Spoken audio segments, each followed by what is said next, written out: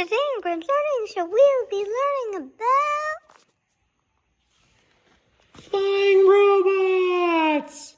that projector. We got the projector up here. I got my book stand. We got the boys. This time, Koopa. He's different because he's a Koopa in a pot. So, we got my book stand. We are ready.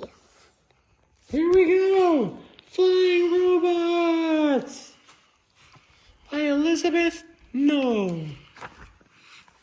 Flying robot at work.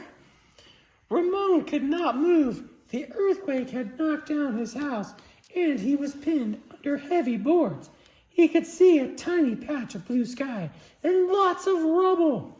There were voices in the street. Ramon tried to yell, but dust coated his throat and made it hard to speak. The voices moved away. Much later, Ramon heard a faint sound. A small white machine flew overhead. It looked too small to hold a person, but too big to be a toy. After a long time, it got dark. Ramon wondered if anyone would find him. He knew his mom would be worried. Then he heard voices again. Someone was pulling him free. As the firefighter put Ramon in the ambulance, he told the driver that a drone had saved Ramon. It had used an infrared camera to take photos as it flew over the destroyed town. Ramon and 3 other children showed up in the photos because of their body heat. They all survived. Rescue bots. After Hurricane Katrina in 2005, rescue workers in Mississippi used drones to help find survivors. What are flying robots? Not all robots are stuck on the ground. Unmanned aerial vehicles, or UAVs, are robots that can fly. And, hey guys, we are always doing our classic thing. What was unexpected? Mario! Security! Get this rat out! That was crazy, guys. That was a rampage. Koopa, are you okay? Just wait a second for Koopa. Yes, that was kind of actually a bit crazy, and the sword challenge will be containing. All right, guys, so back to the camera. Let's go. What are flying robots? Not all robots are stuck on the ground. Unmanned aerial vehicles, or UAVs, are robots that can fly. Many people call these robots drones. These aircraft do not carry passengers or pilots. Most UAVs are guided by remote control. Others are autonomous.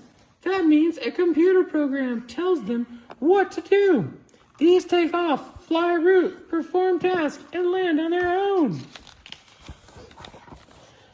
Flying robots have many uses. Some search for survivors after natural disasters, like earthquakes and floods. Others map oil spills and other forms of pollution. Some flying robots do things in place of police or soldiers. They enter dangerous situations like angry crowds so that police do not have to. UAVs also save military lives by locating landmines. Many military drones shoot missiles and bullets. They target dangerous enemy leaders without risking soldiers' lives. This is an MQ-9 Reaper firing missiles. Armed and dangerous? Some people are against using armed UAVs in the military.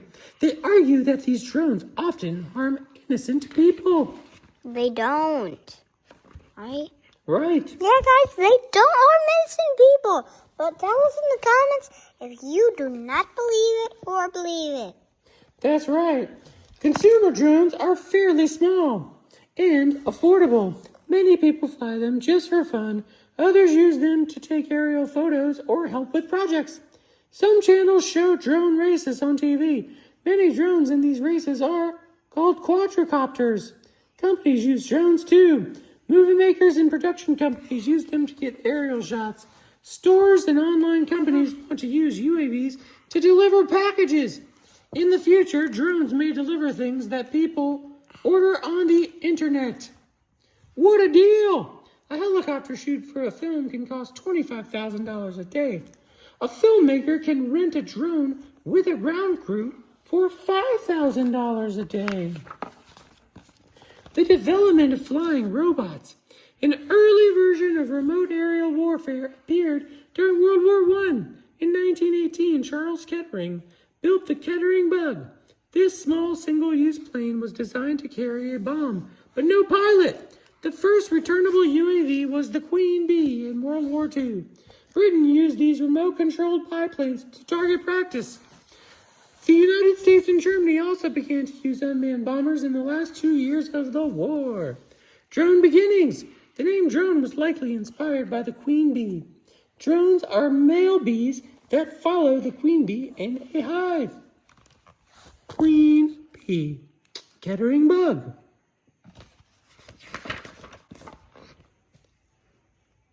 This is an MQ-1 Predator drone. UAVs become more advanced in the decades after World War II. In the 1960s, the U.S. Army and Navy used the QH-50-. That's a drone anti-submarine helicopter. In the 1970s and 1980s, the Israeli military used the Tartarian Mastiff and IAI Scout for surveillance. In 1995, the U.S. launched the MQ-1 Predator drone. The U.S. has used this battle drone in combat in many countries, mainly in the Middle East. Today, about 1 out of every 3 U.S. military aircraft are UAVs. This is the QH-50-, and this is the Tartarian Mastiff.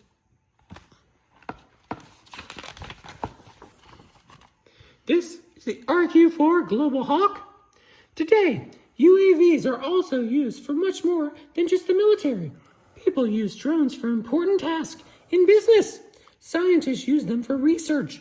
Quadricopters like the DJI Phantom are popular with people just wanting to have fun. In early 2016, there were about 2.5 million consumer drones in the U.S.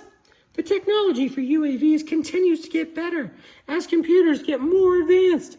This has led to UAVs of all shapes and sizes. Some UAVs have wingspans smaller than 2 inches. Others are huge.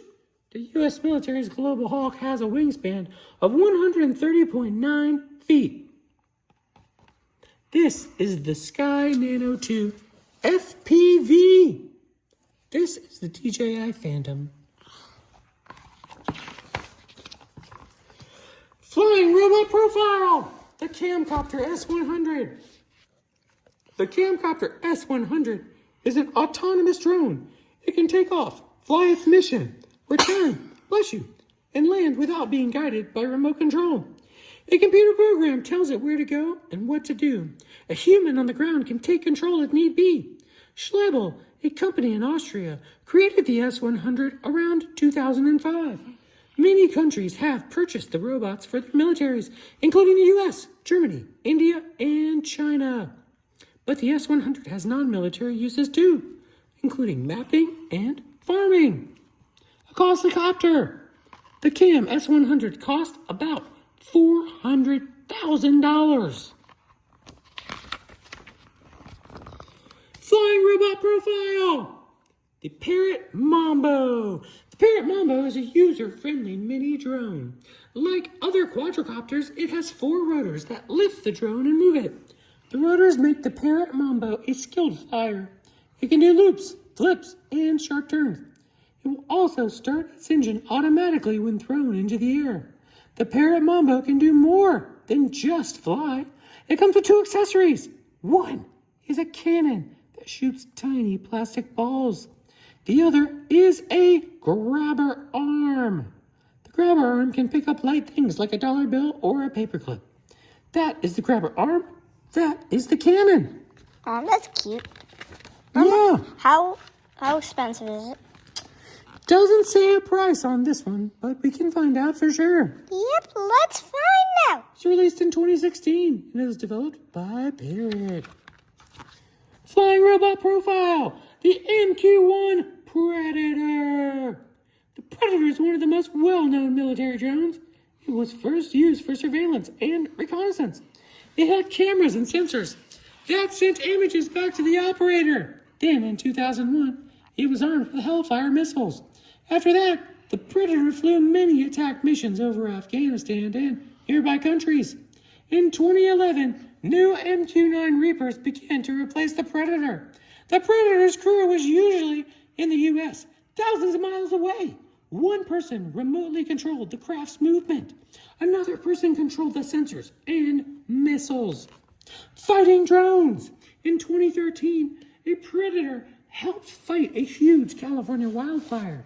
That drone flew over the area to get video images of the fire. These helped ground crews stop the fire spread and get out safely. These are the MQ-1 Predator's Hellfire missiles. And by the way, do not say the first word in them. It is a bad word. That's right. Good tip.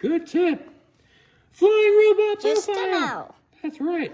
The Matternet M2 delivery drones are not yet a reality in the U.S.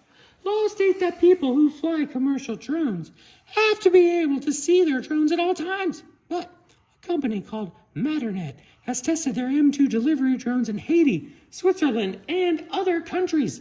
This quadricopter carries small packages, including medical supplies, to areas that are hard to reach. Recently, M2s became part of drone delivery system with Mercedes-Benz vans. The drones fly to and from the van's roof. Here they are, with the van and the drone flying above. Monthly rent. Even if the laws change, buying an M2 to get to the groceries will probably not be practical. The cost could be $1,000 a month to rent. The future of flying robots. This is our last page. Woo! Yay! More people buy flying robots each year. The Federal Aviation Administration, or the FAA, predicts that by 2020, about 7 million drones will be flying U.S. skies. Roughly 1 out of every 3 will be used by companies. Drone racers and other hobbyists will probably own more than 4 million drones. Many people have concerns about the increasing number of flying robots. They worry drones can invade privacy or add more noise to the world. However, the soaring popularity of flying robots suggests they are here to stay. License to fly. In 2015, the FAA began requiring owners to register drones between 0.55 and 55 pounds. But it is believed that less than half of all drones are registered. All right, that was such a great book, guys. What do you say, Graham? This was awesome. Woo! All right. And we still got the full cast. We got Toy Chick, Pancake 2, Pancake, and we got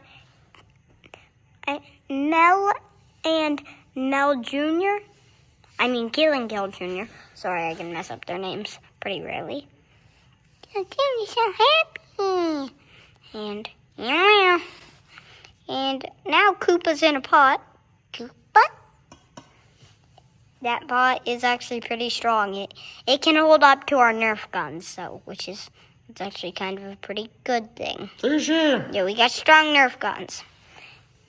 And I am really happy we can have a YouTube channel. Ooh. We've gotten views. Thank you, everyone.